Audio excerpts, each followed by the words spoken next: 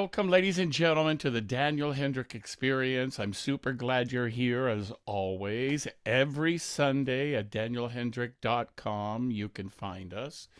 Also, you can find it under the YouTube channel, The Daniel Hendrick Experience. A couple of weeks later, we put up the video version.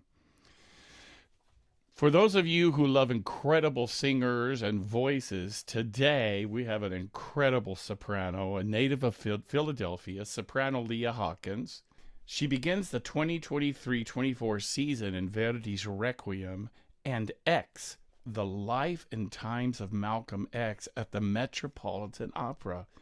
She also reprises her role in X at the Seattle Opera and debuts as Giorgetta in Il Tabarro and the Dutch National Opera. She had a series of exciting role and house debuts in the 2022-23 season, beginning the season as the foreign princess in Rusalka at the Pittsburgh Opera, followed by Tosca at the Memphis and Santa Fe Opera Companies, as well as Musetta in La Boheme at the Metropolitan Opera. She was recently the winner of the 2023 Marian Anderson Award and a recipient of the prestigious 2022 Richard Tucker Career Grant. She presented a recital at the Kennedy Center for the Performing Arts. Well, needless to say that this amazing soprano with a big, full, easy voice is on track to becoming one of the leading voices in the operatic world today. So I look forward to you meeting her. And always remember, folks, that you can find more about me at danielhendrick.com and pick up my book, my life story. It's called Know You Know. And at danielhendrick.com, you can just click on the link and go get that book. But for now, let's get to meet this amazing soprano, Leah Hawkins. Here we go. Okay. All right, folks.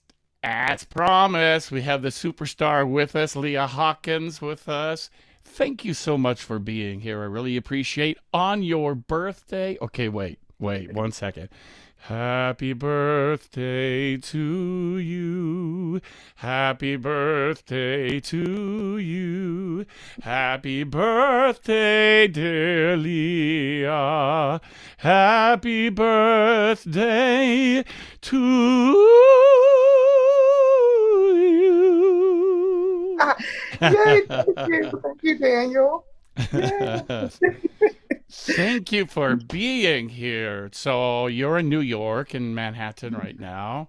Are you singing something at the Met right now? Is that why you're there, or are you just living there? Yes, well, I do live here. I live in Harlem, but Okay. I'm working on Malcolm X, The Life and Times of Malcolm X. And I'm singing two Yeah. roles in that. We have a show tomorrow, our second show tomorrow. What's that like, singing two different roles in one opera? Ooh, so in this particular case, these were real women, and these were real women attached to a legendary figure, Malcolm X. Uh-huh. So Yes. there's a little bit of pressure with that because one, Louise Little, his mother, there's not many people around who knew her, and there's no footage of her, and she's not as well known as my second character, Betty Shabazz. Uh-huh. And on opening night, Betty Shabazz's third daughter was in the audience, and yeah, Wow. yeah, and of course she's very, very well known, and there are lots of videos of her. So I really wanted to make sure I portrayed her in a correct manner. Okay. Mhm. And so you were able to observe like video of her or Mhm. Video, and then I was able to meet her daughter, Ilyasa, Dr. Ilyasa Shabazz. I met uh-huh. her about a week ago, and I was like, "Can you please tell me about your mother? Is there anything that you want to make sure I portray? Is there anything I should know about her to help me portray her?" And she gave me some nuggets, so I'm grateful. Wow, that is a trip. How fun is that? And Yeah, then to portray somebody that in the American culture was so prominent like that too, you know? exactly, exactly. And both women had sort of um, tragic lives in terms of how their husbands were killed and being left widows with multiple children. And it's heavy, but it's something that I'm really grateful to take on. Wow. And I guess what an honor to be able to take that story and all of these years later, have it up there on the Metropolitan Opera stage, and you're being one of the stars. How incredible. It's so. I keep Ah, saying grateful because we all feel that like gratitude and that sort of it's our duty to make sure that we are doing it well. We really feel that the whole cast feels that. that's wonderful. I miss those New York sounds in the background. I know. I'm sorry. It's a trip because you live there long enough and then you go off to a gig somewhere in like Milwaukee or something, and you're Yes, staying in a hotel and it's silent and you can't sleep. it's the weirdest thing, and I hate it. I'm like, I need city sounds, please. I get it. Well, congratulations on that and happy birthday again. And if you can you just kind of tell us how this whole thing started? Where did you grow up? And Yeah. So I'm from Philadelphia, born and raised okay. in Philadelphia, and I've always been the singer in my family. I've never even had a job outside of singing because that's just been my thing. And my parents have always been very very supportive. And so when I made it very clear that I wanted to be a singer for a living, that was like at 4 years old. Um, but my dad in particular said, "Well, if you want to be a singer, you need to learn how to play the piano," because I think he had this idea in his head that I was going to be one of those singers that accompanies themselves in Yes. concert and stuff like that. Right. So he actually went out and bought me a baby grand piano when I was about 8 or 9. I started piano lessons then, and then I was like, "This is not what I want to do. I want to sing." And so I saw my first opera in the 6th grade. I was 12 years old, and it was Carmen at Opera Ooh. Philadelphia. I tell everybody I hated the story. I hated that she was killed. It made me very upset. Yes. Um, um, but I went home and I was like, the costumes, the lights, the sounds, I want to do that. And Yes. so I told my parents, they said, okay, well, you need voice lessons. I said, okay. So we were at a restaurant and there was like a business card wall. And Uh-huh. I spotted Lee Monroe, my teacher, then voice teacher. And so I said, a voice teacher, that's it. And so that's how we chose my voice teacher and how my operatic journey began. Yeah. Wow. And So those, did you sing like in choir in school or in church or anything like that when you were younger? I did. So I didn't grow up in church actually. So I Okay. didn't have that, which I'm jealous. I'm so jealous of my friends who did because I didn't have that like experience. Mm-hmm. Yeah. But I went to an arts high school in Philadelphia, the Creative and Mm. Performing Arts High School there, and I was always in the choir there. And then from there, I went to Morgan State University, historically Black university in Baltimore, and they Okay. are known for their choir. So that's Ah. where the bulk of my choral experience really, really was. Getting to travel, I literally traveled to 6 continents as a student with the choir. So yeah, like invaluable experiences for young people, and really preparing me for a life of travel and a life of international travel, even because I was so used to it. Now it's not a big deal, it's just a let's go, you know. Wow. Mhm, Wow. And mhm. folks, for those of you that are just listening on the podcast live, I am looking at an absolutely young, gorgeous woman with this really astounding, big, beautiful, and free instrument. And Mhm. can you tell us a little bit? Did you already have that kind of big voice, or did you kind of grow into it and somebody teach you how to support that size of an instrument? So funny enough, I've never had a teacher until fairly recently tell me that my voice was big Okay, or full. Never. They were always just like, oh, it's colorful, it's warm, it has presence. But it no one does. ever had that like idea that I had a big voice in my head. And I'm so glad they didn't It's a because good idea. Yes, because you can tell when people sing like they think their voice is big. yes, and it's and I'm pushed. and it's pushed. And I've never had that. I've just had people telling me to sing with my voice. And I actually, so in undergrad, I was a mezzo soprano, and Mm, went to grad school. I went to grad school at Yale. I was also a mezzo soprano, But at Yale, it was clear that I was eventually going to move up. And so when I started the program at Washington National Opera, I was a mezzo, and they were like, "It's time to move up. Yeah, let's do it." So I Mm-hmm. transitioned in that program, and then from there, because I needed more time in the soprano rep, I did the Lindemann Young Artist Program at the Met to sort of help me continue that transition. Um, Mm. but I would say Okay. until maybe last year. Last year was the first year I realized, oh, I guess I do put out some sound, you know. Yeah. um, but it had never really occurred to me, if that makes any sense. Yeah. Yeah, and I think that's the best way to go about it. You know, you're just living in the presence of whatever that instrument is, and not trying to make it be something. Yes. It sounds like you're doing that. That's Yeah. excellent. I've listened to a lot of your recordings. Very impressive. Thank You you. know, I was an opera singer for a long time, now retired voice teacher, and listening to what you're doing, you're going to do it for a long time. Thank you. So kudos to you. Thank you for that. So interesting. You told me you're from Philadelphia. Well, the guy that inspired me to be an opera singer was from South Philly. Lanza, Mario Lanza. yeah. Yes. Yes. And when I was a youngster, I was obsessed with Lanza. This was before CDs exist. This was before the internet existed. That's how old I am, young lady. And I used to take a little cassette player into high school. That's what a nerd I was, with a little not a headset, a earplug, listening to opera in a little steel town in Southern California. So Oh, I was kind of a freak, but yeah. I feel like we all were freaks like that. All of us who started right. young at ish, yeah, we're freaky in that way. Uh, and I heard Lanza, and I'm like, I had almost like an outer body experience, and I felt like God was speaking to me through this voice. And I went to my dad, who was a steel worker. Dad, what is this stuff? It's in these funny languages. It was Carmen and Tosca, and he said, "Well, son, that's opera." Dad, I want to be an opera singer. 2 weeks later, I'm in lessons 5 days a week. So Mm. Oh, I there you love that. go. Yeah, true story.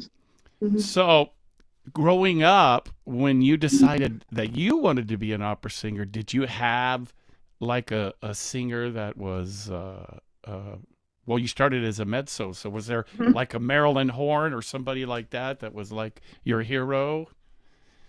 Funny enough, I was always more attracted to the Sopranos or the Sopranos Ah, like mezzo qualities.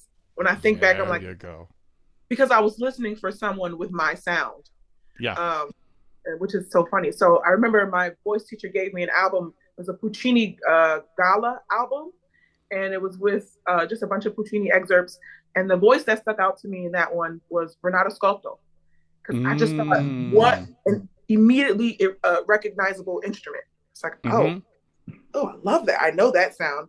And besides her, it was actually Jesse Norman was I, the w- voice. I was Yeah, thinking Jesse Norman. Yes. yeah, yeah. Wonderful. Wow. Well, those are two pretty good examples, right? Yeah.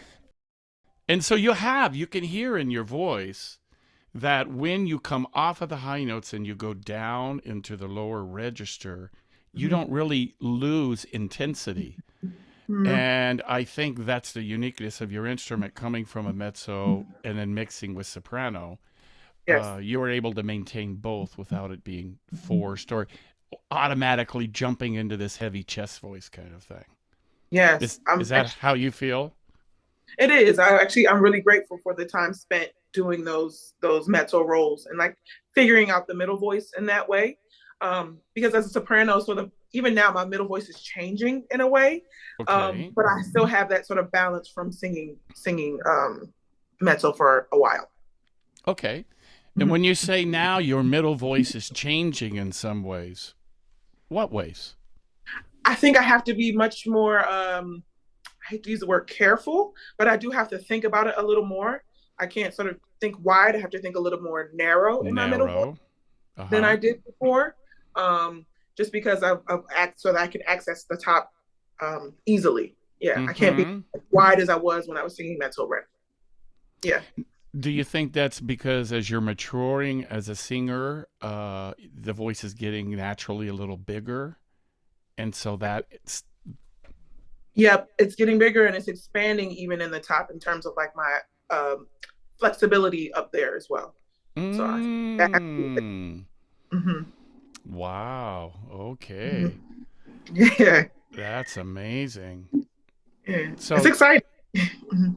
so did you say you went to Harvard or to Yale? Which I forgot which way. To Yale. Yale. Mhm, Okay. mhm. Wow. And you were a voice major there? I was. So they have a school of music there that is free for students. Someone donated $150 million so that music students at Yale could go for free. Well, that worked out well. Yes, I was like, oh, okay. And it's a very small program, and they build what they're doing for the season around their singers, which was Great really. idea. Great idea. Mhm, mhm. And what did your parents think when you decided I'm going to be the opera singer? Oh, they loved it. Now, Yes. so my mom didn't understand it, but she was like, "Well, do whatever you want." But my dad, oh, we call him Mr. Braggadocious because he loves to be able to say, "Well, look at my daughter, look at my baby," that kind of Yes. thing. So he loved. He used to love. He came to everything I did at Yale, nearly everything I did at Morgan State, Washington. Here, they were here a few nights ago for opening night. He just loves being around this community of art because he should have been an actor. He should have been in theater. It's not too late, Okay. but he is very much a character. And so he's like, oh, even when I tried in undergrad, actually, before grad school, I said, if, maybe I'll go get a master's degree in arts administration so that I have a backup. And he said, Mm-hmm. you don't want to do that. You want to sing, go sing. And if it doesn't work, school will always be there. There you go. So like that, I've always had extreme support from my parents. That is so beautiful. Mhm. Wonderful. So, of the roles that you've done so far, which have been the most fun for you? Which do you enjoy the most? So far, um, Foreign Princess and Rosalka, because I Mm. never get to play like really mean ladies. So it's a really nice, been really nice to do that. And then Tosca. Actually, Tosca is, Mm. I love her. Like I feel very, because she is me. I feel like I'm up there and I'm playing myself in a way. Yes. Um, so I really, I love her. Mhm. What a great opera. I've I done that know. one several times. That's so beautiful. Mm, that's so Wow, and good. with your voice, yeah. Incredible. So what about European opportunities for you? What's popping up over there, if anything? Yeah, so this spring I'll be in Amsterdam singing Il Tabarro, Puccini, and I'm Yes. singing Giorgetta in that, which is really Uh-huh. fun to do some more Uh-huh. Puccini. And a work you don't hear all that often, actually, but it's beautiful and it's atmospheric, and I'm very excited to tackle that score. Um, but previously, I've done concerts and things in Europe. I've done, I actually did a piece with, do you know Marina Abramovich, the Yes. artist? I Yes. did her project, The Seven Deaths of Maria Callas. Um, Ooh. and yeah, and that went a bunch of different places. I did two places and then called it quits. But I did Munich, Bayerische Staatsoper, and Paris Opera. I did the two there. Wow. Yeah.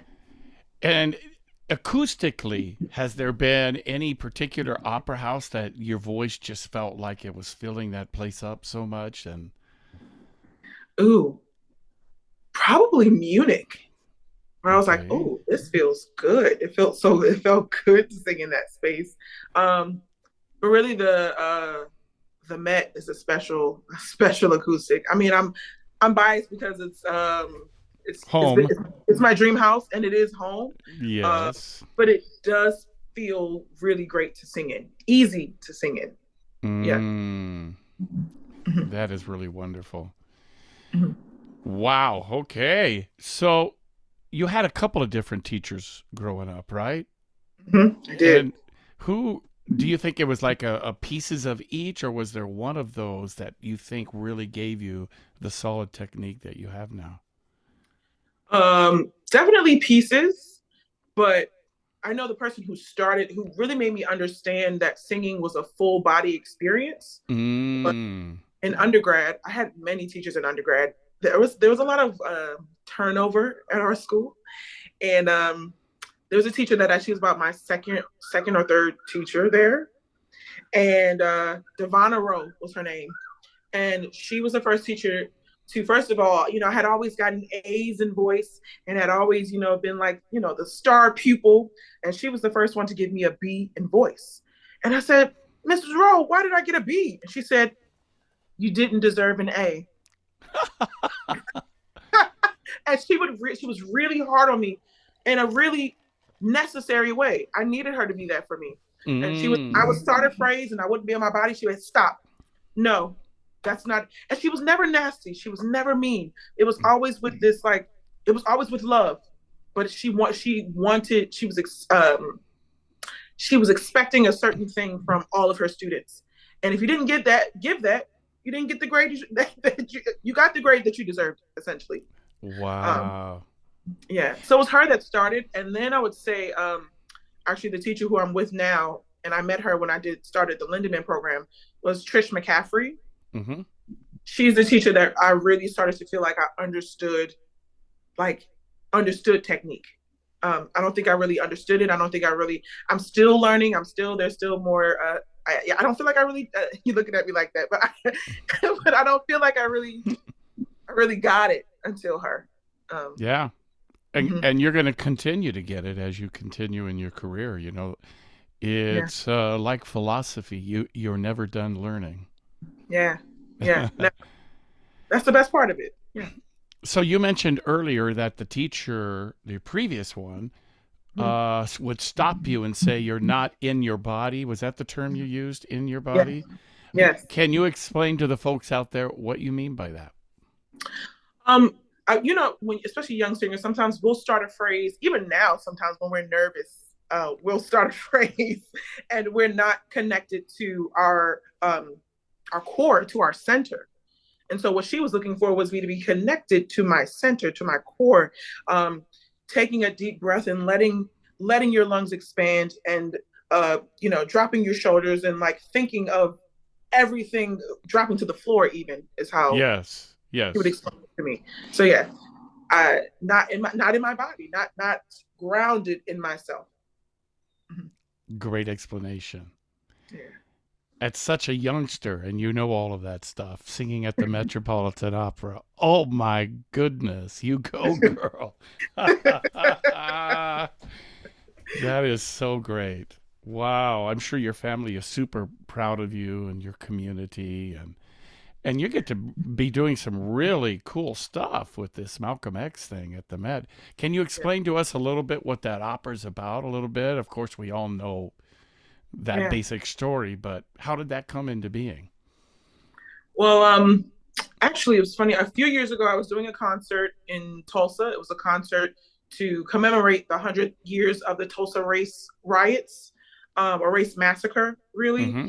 It was all living Black composers. And one of the Mm. composers on the program was Anthony Davis. Mm-hmm. And Anthony Davis said to me after our last performance, he said, I have some operas going some places. I want you to do them. Look out for them. I said, Mm. oh, okay.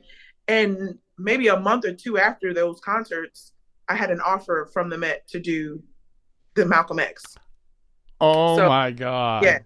So I asked him the other night, I said, did you tell them you wanted me? He said, I mentioned it, but they said your name first. So I said, oh, okay. So it was sort of it worked out the way it was supposed Yeah, to. the universe was working on your behalf there. Mm-hmm. How For sure. cool is that? And I read somewhere that you're going to be singing in Arizona, or you did sing. What I was did. that? I did my first Ariadne in Phoenix and in Tucson last December, actually. Ah, I wish we had had that interview then. I would have taken you out to lunch or something because that's where I am Oh, right now, is in Phoenix. So Oh, And yeah. I sang with that same opera company in 1996. I sang the opera Lakme. It was an Oh. interesting experience because it was double cast, right? Because they had Hmm. performances, but the other tenor got sick, and I had to do six in a row. Wow. The, let's just say that was rough. I bet. And But you Lockway did. was not really my genre because it was super high and my voice was a little bit bigger. So, but anyhow, I survived. It's Yes. funny because of another tenor by the name of Alan Glassman, who has a big voice, also say he sang Otello here, and the same thing happened to him. The other guy got sick, and he had to do all performances in a row. That's how it works. It's so funny. Everything I've done so far where I am like, if I've covered or I'm like the person singing only a few performances, I always end up getting more. so, um, so yeah. And you'll So take the the cash. and I will absolutely take the cash. So, do you do much concert work? Yeah, I would say I've done more concert work than even like let me see. Is it pretty balanced? It's pretty balanced, but I would say concert work is where what I love doing the most, actually. Mm, It's where I feel the most at home. okay, excellent. And what pieces? Oh, okay. So let's see. Strauss, Vier letzte Lieder, Four Last Songs. Mm-hmm. The Wagner Dunk Lieder. Mahler 2, Beethoven 9, you know, your standards. Um, just did Verdi Requiem twice this year. Oh, one of my favorites. Yes. My absolute favorite thing to sing, probably, is the Verdi Mm-hmm. Requiem. I'm doing a Dvorak Requiem soon. Um, I don't know. There's so many, just so many. I haven't done all the great war horses yet, but I'm working on them because Yeah. I just love standing in front of an orchestra and making music and connecting with the players like that, having Mm-hmm. them close to you and breathing with them and breathing together. I really love that. Mm-hmm. Do you find when you're in those kind of moments, there's any sort of like spiritual component happening as like a collective? 1,000%. There is. And funny enough, sometimes when I'm in those rehearsals, I will turn around and sing to them when we're in rehearsal so that we all are feeling that energy like flow together. Uh-huh. Because it is, to me, it is spiritual. And I more so agree. than when you're on an opera stage and the orchestra is in the pit. It's Mm-hmm. there. Sometimes that's why I don't. I love opera, but there's just less of that connection with the musicians. Yeah. Wonderful. Wow. Okay. So I always ask everybody this question about crashes. Mm-hmm. Crashes, embarrassing moments on stage. Have you ever had any of those? Absolutely. uh, so I would say this summer I did Tosca at Santa Fe Opera, and Mm. Santa Fe is 7,000 feet elevation. Mm-hmm. The air is thinner and it's harder to breathe, and it's extremely dry. Yes. And so, so I made a lot of sounds on that stage that I'm not particularly proud of. um, and also, almost every single performance during my aria, during VC Darte, I would cry my contact out because it was so dry. Wow. Well, first of all, I would be emotional, but then it would just get so dry that my contact would say, "Nope, not staying in your eye. I'm gonna come out." So every performance, I would have my Scarpia looking at me like, "Your contact's on your cheek," and I would just go and put it in my bra and like walk off. Save it for later. And then it just I didn't always I was it was my first big run of the role, and so it just never it fully felt like I was 100% like in my body, as I said earlier. Mm. Just because like the nerves and like the Mm-hmm. that was an example of Angel Blue was supposed to sing the bulk of those performances, and she canceled. So I was supposed to do 4 performances, and ended up doing 11. Oh And Lord. so the pressure of it, I think, was just I let it get in my head, and yeah. Right. So yeah, And for those folks that don't know about Santa Fe Opera, it's actually outside, kind of in the middle of a desert, and you yes, can actually see through the stage and see the beautiful scenery behind that. And I was actually an apprentice there when back in 1978, I think, wow. before you were even born, young lady. But it's a great place for apprentice young people to get. They're usually the chorus, right? Are they still doing Yes, that? yes, they are. And for you to go there and sing Visidarte on that stage, wow, Yeah, yeah. wow, that It was. was. I needed that experience, but um, it didn't necessarily feel triumphant all I of the get time. it, sure, but you learned. Hmm. Yeah, I'm And the grateful more for it. you do that role, you'll sit into it more and more and more. I Yeah. did. You don't know my story, but I'll just cut to the quick. I had lost my voice very early in my career, and it took Mm-hmm. years to get it back. And I never thought I could. And my mentor was Giuseppe Di Stefano, a famous tenor of the past, and he was like the king of Tosca. And so at the very end of the opera, I'm singing E luceva la stella, and I start crying. Well, the audience think I'm crying because of I'm gonna die by the squad and leave Tosca, but I was crying just out of gratitude that God had found a way to lead me back to be able to not only sing, but sing Tosca. And it's like I think you were saying that you feel you have a heart of gratitude to be able to be doing what you're doing. I do because this is my childhood dream. Um, Mm. this is what I've always wanted to do is be on stages making music, and even in high school, I wrote in my high school yearbook, "See y'all at the Met." So like yeah, Wow, I'll so send. you're a prophet too. Send me a photo of that. Yes. I will. I'll send you the photo. Just because, so when I get up there, sometimes I feel all of that. Like I feel the like I'm getting to do what I've always said I was going to do. So there's a little bit of pressure in that I'm trying to now remove from myself and Yes. and go back to fully just enjoying it and the enjoyment and not the pressure. Yes. Mhm. So there's a little bit of psychology that you're always having to deal with there, right? How to manage your own thoughts and fears and Oh yes, that's why therapy is important for artists. Yes. very good. So you do that. Hmm. Not my aunt works in mental health, so she is my unofficial therapist. Okay. But I do need a therapist outside of her. Mhm. Well, yesterday on the podcast appeared a very, very famous psychologist from New York. His name is Dr. Elliot Seisel. And he helped a tenor by the name of John Keyes, who sang at the Met quite a bit back in the day, way before your day. And so we had them both on yesterday talking about there are times in singers' lives when some sort of tragedy will come and it can really affect their voice. And Mhm. how are you able to come back from that?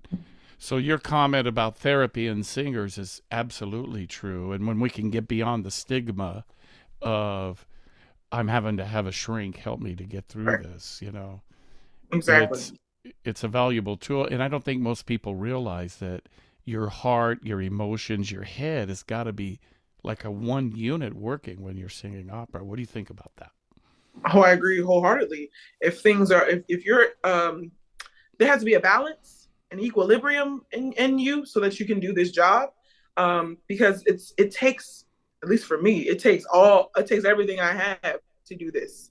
And when I Yes. get on stage, I don't want to give you part of me. I want to give you all of me. That's what I feel is my duty as a singer and as an artist. So that I agree.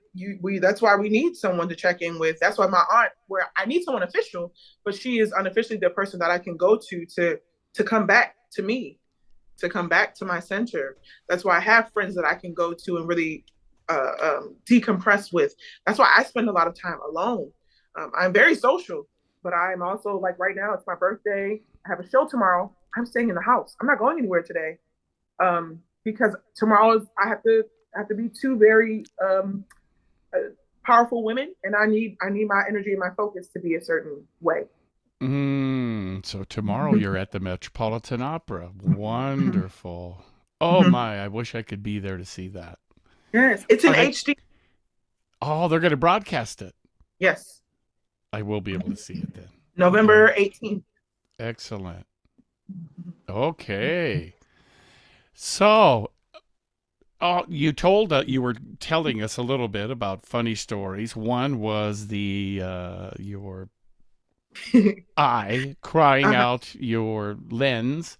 How about Mhm. something else, right? Have you had like costumes rip on stage or forget a prop or forget a line? Oh my God. I used to have a dream. I was making my Met debut. You're probably going to relate to this. And I dreamt about that like you as a kid. I was dreaming I'm at my Met debut. And here I hear the music to Nessun Dorma playing, right? I'm getting ready to sing Nessun Dorma. And I start singing, "Oh, what a beautiful morning. Oh, what a," and everybody's looking at me. And I can't figure out why they're looking at me. And I don't know that I'm singing the musical Oklahoma and they're playing Turandot. Have you ever had freaky dreams like stuff like that about being late or forgetting your words or No, but I do always feel like, not always, but sometimes before a performance, I'm always like, do I remember these words? Do I know these words? Do I know the text? Oh no, oh no, oh no. And then I get out there and I start and I'm like, oh yeah, I know it. Okay. But it's that momentary like worry that you're not gonna know it. yes. Yeah. Yeah. Yeah. Well, well, um Sorry, I'm trying to think of uh let's see. Oh, I was doing concerts in the park um 2 summers ago. And okay. it was raining that day. It rained the entire day. So we still did the concerts, but we made it through the concert. I was slipping, but I was fine. We get to the end and I was being extra, right? And I'm taking a bow and I do this thing and I and fall on my butt. And, oh. and thankfully people were standing up. So a lot of people in the back missed it, but the people in the front got a hilarious view of me falling. And it was broadcast. People watching at home could see it as well. They could see my nice fall on that stage. I have a video of that. If you want that as Of course. That makes for bringing in humor into the show. I was singing Butterfly at City Opera one time, and I took a deep breath through my nose and inhaled the fly. oh, oh. And I'm there like, oh shit, what am I going to do with that? But in that Mm, first scene, it's when the tenor, they say milk punch or whiskey, and there's a mm, drink on stage, right? Well, way before that line came, I knew there was a drink over there, so I was able to go and take a sip and clear my throat from that. Not really a fly, more like a gnat or something that was there oh. flying around. All But right. stuff like that. And then I forgot to take my knife out on the stage to kill Macbeth. And so all I had was a sword. So I had to use that. And, Oh, embarrassing things that. See, you're still a youngster. So you're going to have these things. oh, it's coming. I know. So, just waiting. I did forget my bracelet in Adriana Lecouvreur. That's a mm. big element, Ooh. but I had a ring on, so I took my ring off and made that the bracelet to hand off. So no, nothing yet. It's coming. Well, I have a little recording of you that you suggested Mhm. that I play. Do you want to explain to us what this is so everybody can hear you? Yes, this is from Rizalka by Mm-hmm. Dvorak. I was playing the foreign princess, and I've come into the castle because I want the prince, but he's now in love with this foreign creature, as I called her, and I'm trying to convince him basically to be with me. Mm.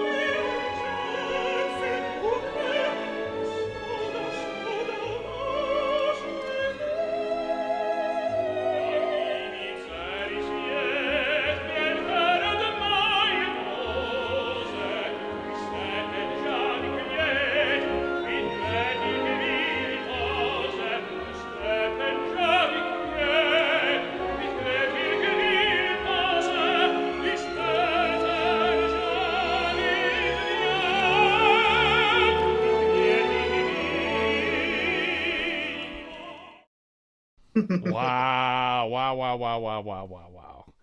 So beautiful. And one Thank you. comment, observation as a singer and a teacher, I love that your vibrato speed does not change. And that is Oh, such a great sign of really healthy technique because when sometimes, as you know, mhm, women, sopranos with bigger voices on the top, it mhm, starts to go, ooh, and mhm. that's usually a sign that they're kind of forcing it a little bit. Yeah. Yours just goes Oh. speedy, speedy fast, and but not too fast, obviously. But it's a really sign of freedom. So kudos to you. Wow, Thank you. gorgeous, gorgeous, Thank you. gorgeous. Wow, Thank you. you felt like you were in your body when you were doing that, were you? Oh, 100%. Yeah.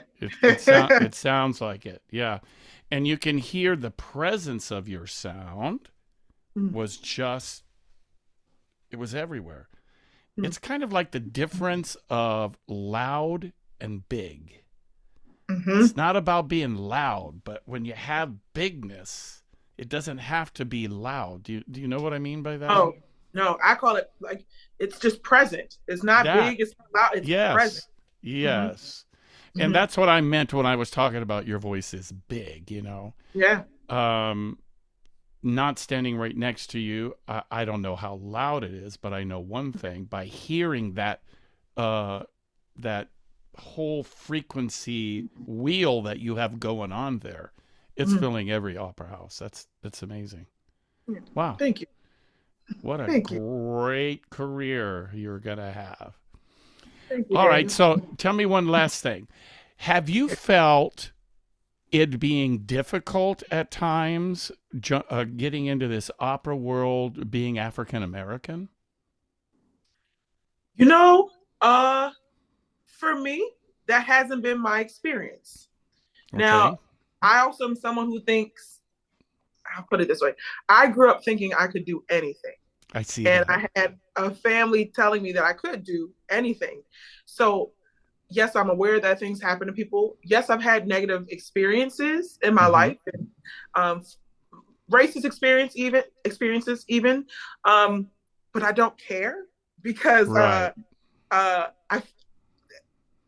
my duty is to sing. My goal, my deep desire is to sing and to connect with humans and to be a good person and to inspire people through art. Like that's my goal. So I don't care about those people who want to make it a Mm. point to not to try to make me to take me down. I don't care. So so there have been things that have happened. I know there are times that I have not gotten things. There are times that this industry is can be sizes. There are people who don't want to hire me because they think I'm too big to do X Y Z. I know those things exist. So what? Yeah. That's not my business. I'm concerned about the people who do want me. Yeah.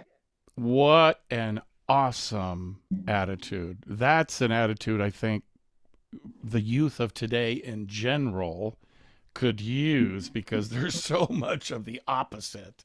Yes. Yes. And uh, people are so sensitive, and they should be. We should be. I'm sensitive as well. But I think we allow others to influence how we feel about ourselves and our gifts too often, and so self included. I do it all the time, but there's sure. a grounding in me that just is like, no, that doesn't matter, Yeah, and I want everybody to take that on. sure. Yeah. Yeah, there were times that I got gigs that perhaps somebody was a little bit better qualified, but the soprano was really tall. And so they didn't want a short tenor. And Mm-hmm. I'm 6'3", so I got the gig over the shorter guy whose voice maybe was a little bit more lyric than I was, and it fit better. But there were also times I didn't get a job Mm-hmm. because I was tall and the soprano was really short. And Yes. and for other reasons too, right? Which I don't need to talk about, but there are always obstacles for all of us, and I got to say your perspective, the wisdom of that is way beyond your years. Did you get Mm-hmm. that from your parents? Was that part of where that came from? For my parents, for my family, yeah, yes, because my parents are a little bit older. My Mm-hmm. dad is almost 70. My mother is mid 60s. So I would say, yeah, they were when they had me, they were very mature people. They weren't, young people finding themselves. They were very settled, and they were settled in who they were. Excellent. So I benefited from that. So you pretty much have the funny girl attitude, if you know what I'm talking about. Don't tell me not to live, just sit and putter. Life's candy and the sun's a ball of butter. Don't bring around a cloud to rain on my parade. I'll Do do you, it.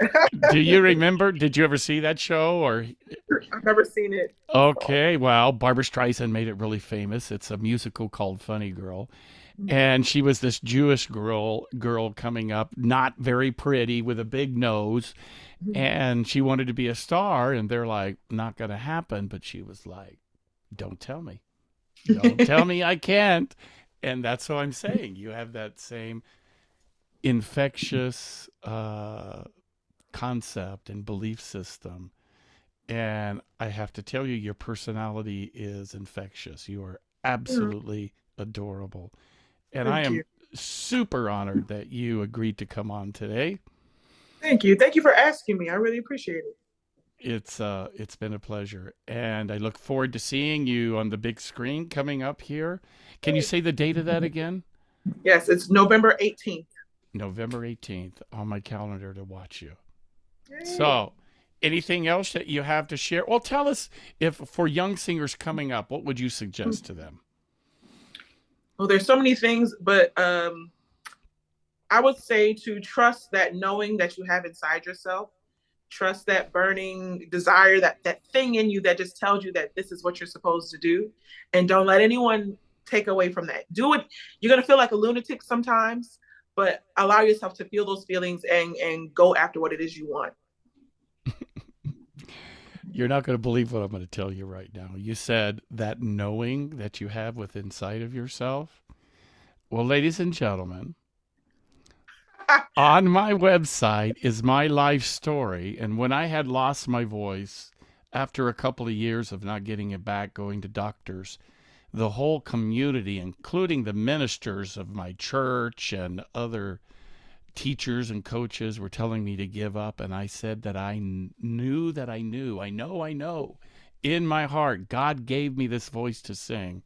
Took me Mm-hmm. 8 years before I made my debut back at Lincoln Center. Wow. So anyhow, I know Yes. there it's a consciousness when you have something that was just instilled in you, that you believe you're going to do what you are supposed to do, and you are absolutely a phenomenal example of that. Oh, thank you. I need that book. I want to read it. You know what? Send me your address and I'll send you a copy. Okay. My compliments. So folks, pick it up at danielhendrick.com, and you can also find all of the other podcasts with all of these famous opera singers from around the world. And what else? That's about it. So Leah, thank you so much for being with me today. And folks, we'll see you right here every Sunday on the Daniel Hendrick Experience. God bless all of you. Take a breath and walk with